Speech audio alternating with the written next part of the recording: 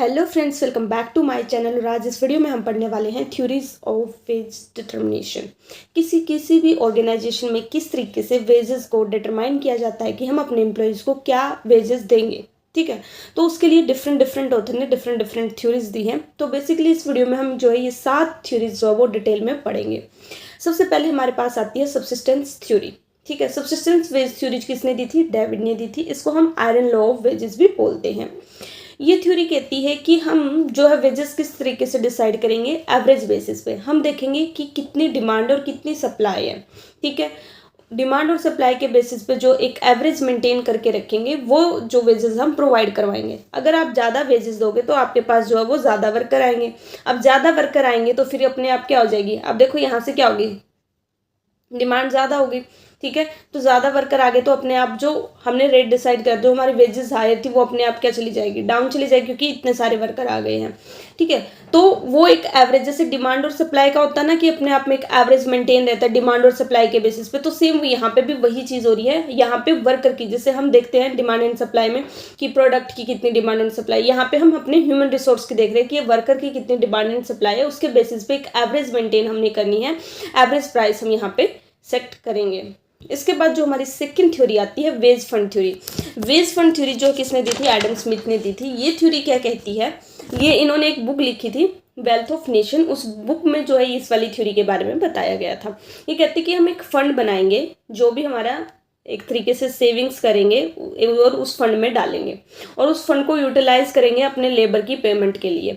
अब अगर हमारे फंड में ज़्यादा पैसा होगा तो हम ज़्यादा वेजेस दे देंगे, अगर हमारे फंड में कम पैसा होगा तो हम कम वेजेस दे देंगे। तो ये ओवरऑल तभी से इसका नाम भी क्या है? वेज फंड थ्योरी, कि हम एक फंड बना रहे हैं अपनी सेविंग्स को यूज़ करके। ठीक है, जो भी सरप्लस हो रहा है वो उसमें डालते जा रहे हैं और एट द एंड हम देख रहे हैं कि हमारे पास कितनी सेविंग्स हुई है, कितना फंड हुआ है, और उस फंड को हम यूटिलाइज करते हैं अपने लेबर की पेमेंट के लिए। तो ये डिपेंड करेगा कि आपके पास फंड कितना है, उसके हिसाब से आप जो वो वेजेस प्रोवाइड करोगे। इसके बाद नेक्स्ट थ्योरी आती है surplus value theory. Surplus value theory Karl Marx ने दी थी। ये थ्योरी क्या कहती है कि जो है हम इस तरीके से यहाँ पे लेबर की वेजेस को डिसाइड करेंगे। हम देखेंगे जो हमारा लेबर है वो कितना टाइम डिवोट कर रहा है प्रोडक्शन के लिए, कितना टाइम वो स्पेंड कर रहा है अपने काम के लिए, और उसके हिसाब से हम जो है उसकी वेजेस को डिसाइड करेंगे कि वो किस तरीके से अपना काम कर रहा है, उसी के हिसाब से हम उसको पे करेंगे। ठीक है, इसके बाद नेक्स्ट थ्योरी हमारे पास आती है रेजिडल क्लेमेंट थ्योरी। ये थ्योरी क्या कहती है, जैसे कि हमारे पास टोटल कितने फैक्टर होते हैं, ये पहले तो ये किसने दी थी वो देख लेना, वो करने दिया है। तो इस थ्योरी में बताया गया कि हमारे पास 4 फैक्टर प्रोडक्शन होते हैं: land, labour, capital and entrepreneur. तो जो है लैंड पे क्या मिलता है? रेंट मिलता है। लेबर को क्या मिलती है? वेजेस मिलती है। कैपिटल पे इंटरेस्ट, और एंटरप्रेन्योर को क्या मिलता है? प्रॉफिट मिलता है। ये कहते हैं इस लेबर को छोड़ के बाकी के जो 3 फैक्टर हैं, लैंड, कैपिटल एंड एंटरप्रेन्योर, पहले इन तीनों फैक्टर की पेमेंट होगी। लास्ट में जो पैसा बच जाएगा वो हम किसको देंगे? लेबर को देंगे। किस रूप में? वेजेस के रूप में। ठीक है, तो ये बात इन्होंने की गई कि पहले हम जो है तीनों, टोटल 4 फैक्टर प्रोडक्शन होते हैं, पहले हम बाकी के तीनों की पेमेंट करेंगे और बाद में जो लेबर बच जाएगा उसकी जो है हम पेमेंट लास्ट में करेंगे, जो भी पैसा बचे हो उसके अकॉर्डिंग। ठीक है, इतनी बात। तो ये थी हमारी रेजिडुअल का मतलब क्या होता है? जो बचा हुआ हिस्सा होता है। ठीक है, ये देखो यहाँ पे जो ये फॉर्मूले के टाइप में भी लिखा हुआ इक्वेशन, वेजेस क्या होगी? होल प्रोडक्शन, जो पैसा आपने कमाया उसमें से पहले आप क्या करोगे? रेंट दे दोगे, इंटरेस्ट दे दोगे और प्रॉफिट दे दोगे। उसके बाद जो पैसा बच गया वो किसका बच जाएगा? फिर लेबर का बच जाएगा। ठीक है, वेजेस के रूप में आप उनको जो कि दोगे। इसके बाद नेक्स्ट थ्योरी आती है मार्जिनल प्रोडक्टिविटी थ्योरी। ठीक है, ये थ्योरी हेनरी एंड जॉन ने दी थी। इस थ्योरी की बेसिक जो हमारी अजम्पशन है वो क्या है कि जितनी एडिशनल, मार्जिनल का मतलब क्या होता है? एडिशनल, कि जो हमारा वर्कर है वो कितनी एडिशनल यूनिट प्रोड्यूस करेगा, कितना कंट्रीब्यूट कर रहा है वो प्रोडक्शन में, उसके बेसिस पे जो हम उसको क्या देंगे? अपनी क्या कहते हैं? वेजेस देंगे। तो यहाँ पे हम बेसिकली क्या कर रहे हैं? वर्कर का कंट्रीब्यूशन देख रहे हैं प्रोडक्शन के अंदर कितना है। ठीक है, इसके बाद नेक्स्ट हमारी आती है बार्गेनिंग थ्योरी। बार्गेनिंग थ्योरी जो है वो डेविडसन ने दी थी।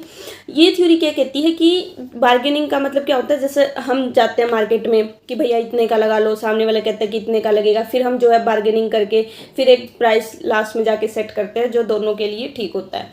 तो बार्गेनिंग थ्योरी कहती है कि जो वेजेस का प्राइस जो वो डिसाइड होगा वो कैसे होगा? बार्गेनिंग पावर ऑफ वर्कर पे डिपेंड करेगा या फिर ट्रेड यूनियन पे, कि जो वर्कर हैं वो कितनी बार्गेनिंग कर पाते हैं एम्प्लॉयर के साथ में, हैं, ठीक है, तो जो भी वो एक तरीके से डिसाइड होगा वो मिलकर, मतलब उनकी बार्गेनिंग कैपेसिटी पर डिपेंड करेगा। जैसे कुछ होते हैं वही चीज़ जो है 500 की लेके आते हैं, और कुछ इतनी बार्गेनिंग करके वही चीज़ जो है वो 200 में भी ले आते हैं। तो वही चीज़ होती है कि वो क्या है, वो आपकी बार्गेनिंग पावर है, वो स्किल्स है जो आप वहाँ पे आपने यूज़ करी। तो सेम यहाँ पे किसकी स्किल्स देखी जाएंगे, वर्कर की, कि उनकी बार्गेनिंग कैपेसिटी कैसी है, या तो अगर उन्होंने ट्रेड यूनियन बना रखा है तो वो कैसी है, आगे से एम्प्लॉयर का क्या रिएक्शन है, उनकी जो है उनको उस चीज़ में सेटिस्फाई कर पा रहे कि नहीं कर पा रहे। तो सिंपल सी बात है, यहाँ पे बार्गेनिंग मेन फैक्टर है, और इसी वजह से इस थ्योरी का नाम भी क्या है, बार्गेनिंग थ्योरी। इसके बाद लास्ट हमारी 6 आती है बिहेवियरल थ्योरी। ये थ्योरी जो है वो किसने दी थी, यहाँ पे लिखा भी हुआ है, ठीक है, मार्श एंड रॉबर्ट ने दी थी।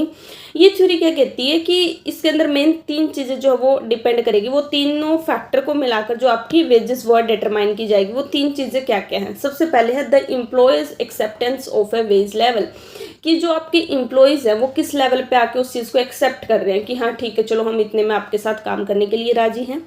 दूसरी चीज़ द इंटरनल वेज स्ट्रक्चर, कि आपकी कंपनी का इंटरनल वेज स्ट्रक्चर है वो कैसा है, कि वो किस लेवल तक मेंटेन करके रखते हैं। जैसे कुछ होता है कि भाई हाँ हमने तो मैक्सिमम इतना देंगे, मिनिमम इतना देंगे, ना तो इससे ऊपर देंगे ना इससे कम। तो मतलब एक स्ट्रक्चर है कि आपकी क्या कंसिस्टेंसी बन रखी है, कि पिछले कुछ सालों में हम इतनी वेजेस देते आए हैं तो इससे ज़्यादा नहीं हम करेंगे, हम इतनी वेजेस देंगे। तो वो आपकी क्या कंसिस्टेंसी, आपका इंटरनल स्ट्रक्चर कैसा है, वो जो है वो कंपनी के इंटरनल स्ट्रक्चर पे डिपेंड करेगा, आपकी क्या क्या पॉलिसीज़ है। इसके बाद थर्ड चीज़ है वेजेस, सैलरी एंड मोटिवेटर्स। अब आपको पता है अगर वेजेस ज़्यादा होगी तो इससे क्या होगे, वर्कर हमारे जो है वो मोटिवेटेड फील करेंगे, तो वो फैक्टर भी यहाँ पे काउंट किया जाएगा। तो बेसिकली 3 चीज़ें, हमारे वर्कर कहाँ पे आके सेटिस्फाई हो रहे, कब कहाँ पे आगे जो उस चीज़ को एक्सेप्ट कर रहे हैं, हमारा इंटरनल वेज स्ट्रक्चर कैसा है, और जो है वो किस चीज़ से मोटिवेट हो रहे हैं। क्योंकि ऑर्गेनाइजेशन के लिए अपने ह्यूमन रिसोर्स जो है वो बहुत ज़्यादा इंपॉर्टेंट होते हैं, तो उनकी नीड्स को सेटिस्फाई करना जो है वो एम्प्लॉयर का काम होता है। क्योंकि अगर वो काम नहीं करेंगे तो ऑर्गेनाइजेशन अपना जो है वो ग्रो नहीं कर पाएगी, अपने ऑब्जेक्टिव को अचीव नहीं कर पाएगी। तो उनको मोटिवेट फील कराना, उनसे जो है वो अच्छे से काम लेना, सो दैट हमारे जो रिसोर्सेज हैं उनका ऑप्टिमम यूटिलाइजेशन हो, ये भी ज़रूरी है। तो ये सारे फैक्टर को देख के, ठीक है, एक तरीके से हम बिहेवियर देख रहे हैं इन सारी चीज़ों का, तो वो इन सारे चीज़ों को फैक्टर को देख के हम जो है वो वेजेस डिसाइड करेंगे। तो बेसिकली हमने यहाँ पे कितनी थ्योरी पढ़ी है, 7 थ्योरी पढ़ी है। होप यहाँ पे से आपको सारी क्लियर होगी हो। कोई डाउट है तो आप कमेंट बॉक्स में पूछ सकते हो। सो गाइस आज की वीडियो में इतना ही। Thank you so much for watching this video. Please like, share and subscribe. Bye bye, take care, have a good day.